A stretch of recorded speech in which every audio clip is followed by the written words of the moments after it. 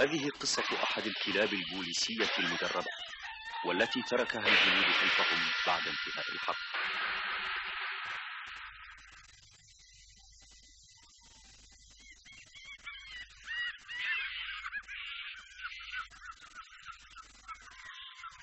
على هذه الجزيرة عاش الكثير من الكلاب البرية.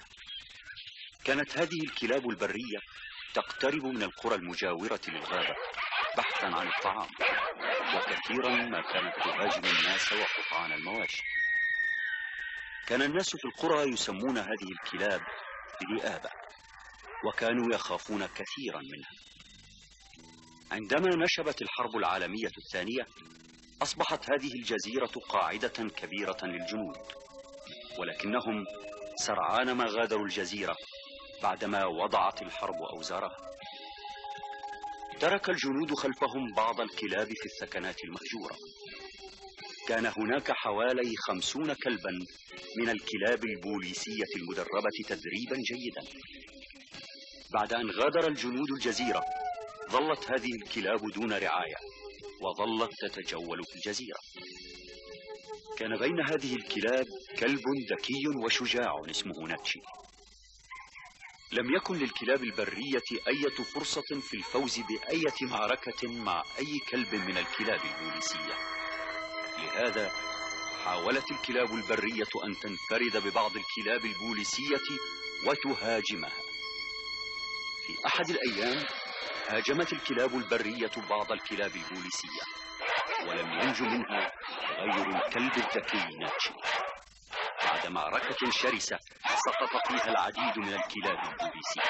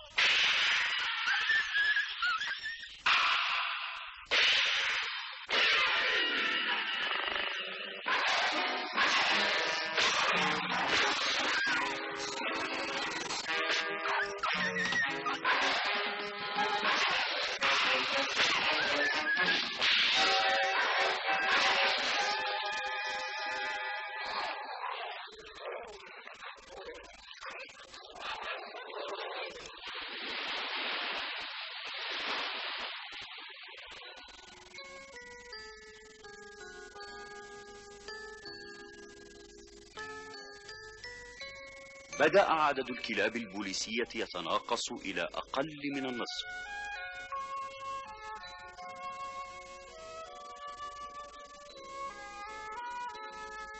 كان أهل القرية يعرفون أن الكلاب البوليسية أنقذت حياة العديد من الأهالي، وفكروا بعمل شيء لحمايتها من الكلاب البرية. ولكن في أحد الأيام ساعدوني! لقد هجمني كلب بوليسي! ساعدوني!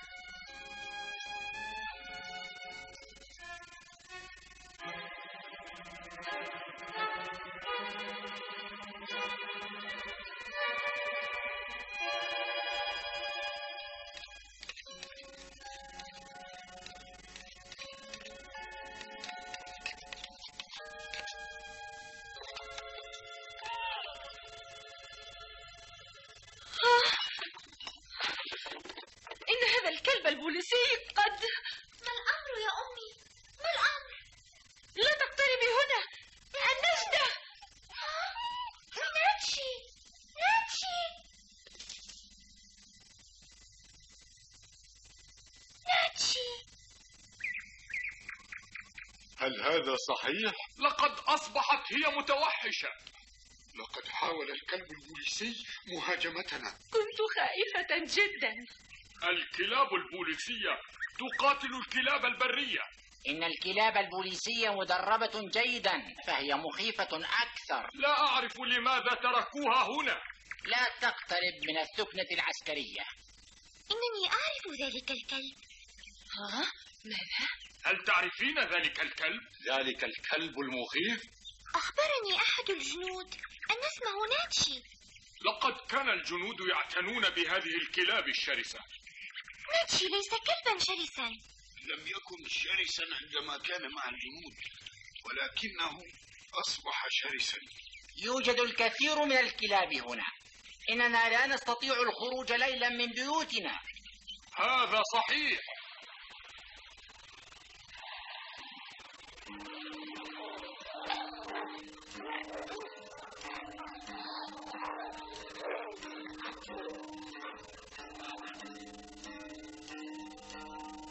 ومع مرور الأيام ظل عدد الكلاب البوليسية يتناقص إلى أن بقي منها 9 فقط، وهكذا أصبح المجال مفتوحا أمام الكلاب البرية للهجوم عليها.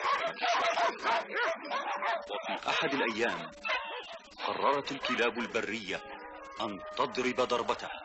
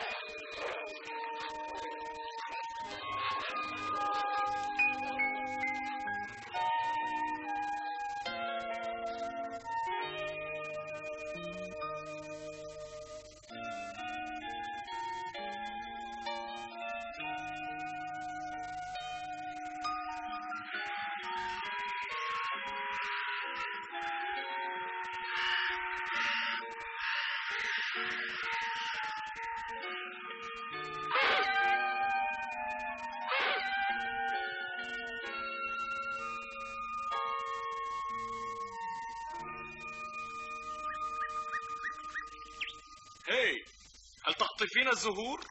نعم. لقد قتلت الكلاب البرية جميع الكلاب البوليسية. لا داعي للقلق بعد الآن. أرجو إبلاغ والدتك بذلك. لم تكن الكلاب البوليسية بالقوة التي كنا نحسبها.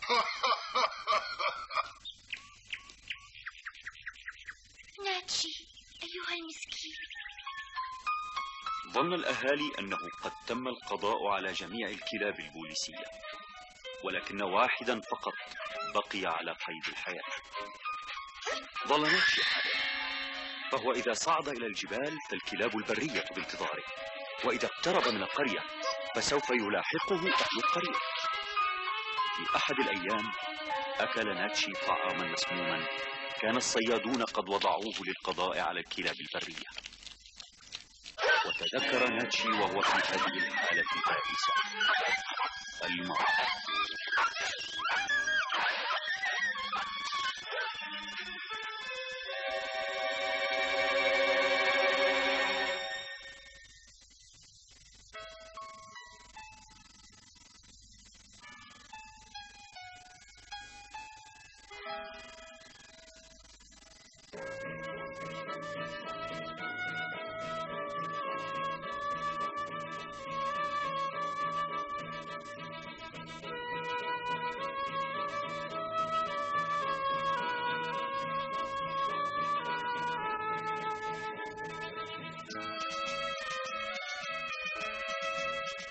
إنك تحبين هذا الكلب، أليس كذلك؟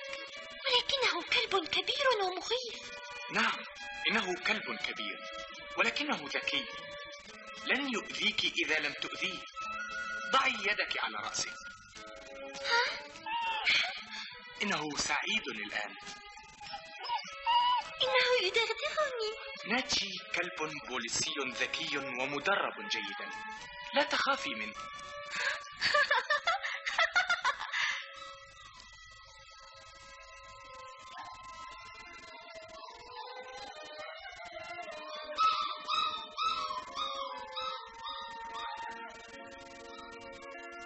لا تغضب، ليس لدينا الكثير، هذا ما لدينا فقط.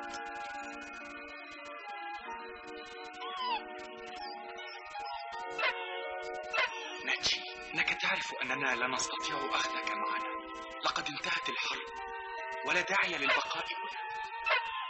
أرجو أن تتمكن من العيش بحرية هنا. إنني آسف، لا أستطيع أخذك معي، علي أن أذهب الآن. وداعا.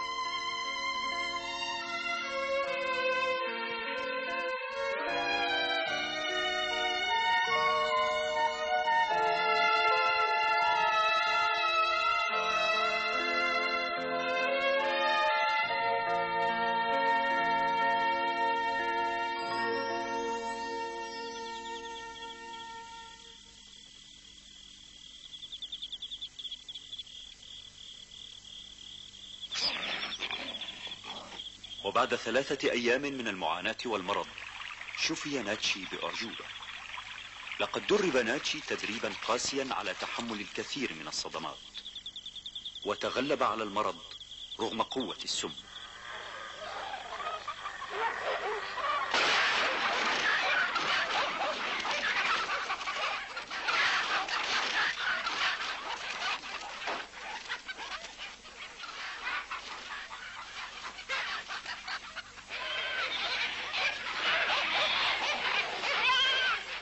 أدرك ناتشي أن عليه أن يكون قويا كي يعيش، وإذا بقي ضعيفا فسوف تهاجمه الكلاب الأخرى. وقرر ناتشي أن يلحق بالكلاب البرية ويعيش حياته. في البداية كان ناتشي يأكل ما يبقى من زاد الكلاب البرية. لمجتمع الكلاب البرية تتقاتل الكلاب فيما بينها على من يتولى زعامتها. وقرر ناتشي بعد أن أصبح واحدا من هذه المجموعة البرية أن يخوض غمار هذه المعركة حتى يتولى قيادة المجموعة.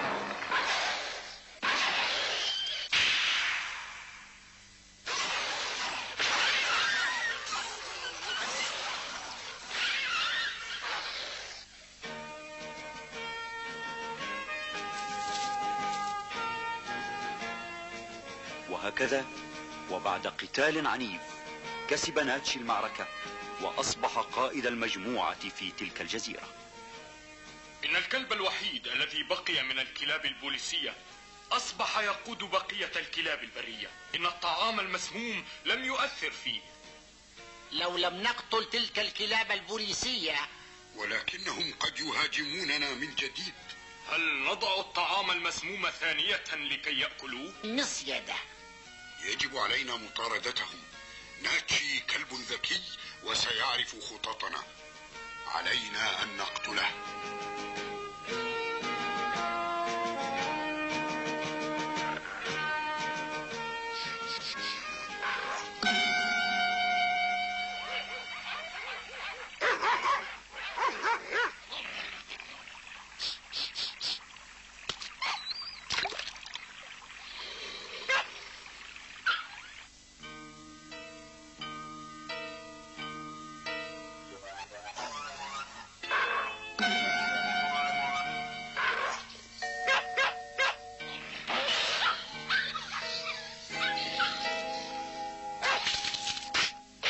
استطاع ناتشي بفضل تدريبه السابق أن يعرف مخططات الأهالي ويجنب الكلاب الوقوع في المشاكل.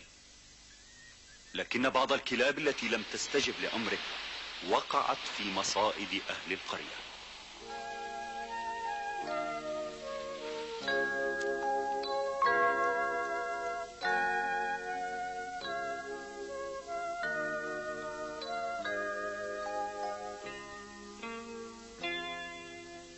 مرحبا أيتها الصغيرة. هل تذكرين الكلب البوليسي ناتشي؟ نعم أتذكره. هل هذا صحيح؟ نعم. ما الأمر؟ إنني لم أستطع أن أنسى ذلك الكلب الوفي. لقد أصبح ناتشي بريا والتحق بالكلاب البرية الأخرى. ها؟ أرجوك أنقذه. إن أهل القرية يحاولون قتله. إن ناتشي لا يلام فيما فعله. لم تكن هناك وسيلة أخرى. نعم صحيح. لا تقلقي، سآخذه معي. لا تقلقي أبدا. هل أنت متأكد؟ أنت الشخص الوحيد الذي سينقذ ناتشي. لا أعتقد أنه نسيني. أنا واثق أنه سوف يخرج عن مجموعة الكلاب البرية.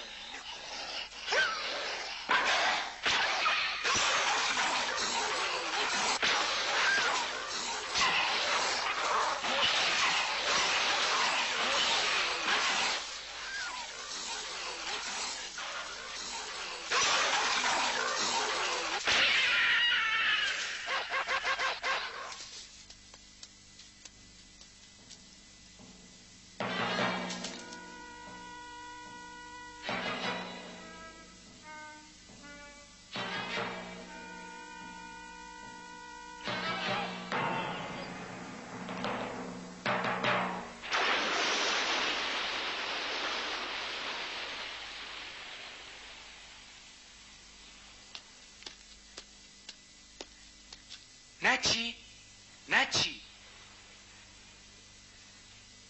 ناتشي، ناتشي، ناتشي، ناتشي، ناتشي،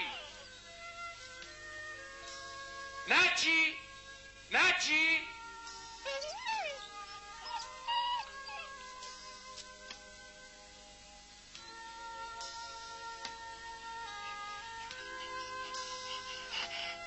ناتشي، ناتشي.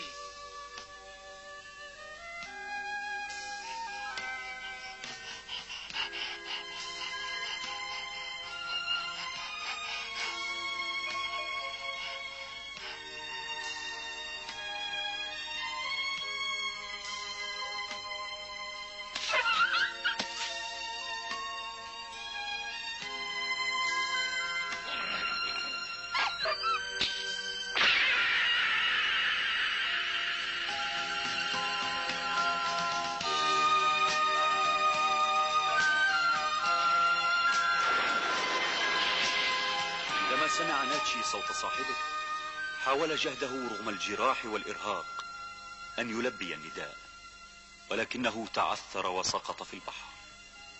وستظل الفتاة الصغيرة تذكره باستمرار، لأنه كان كلبا وفيا وشجاعا.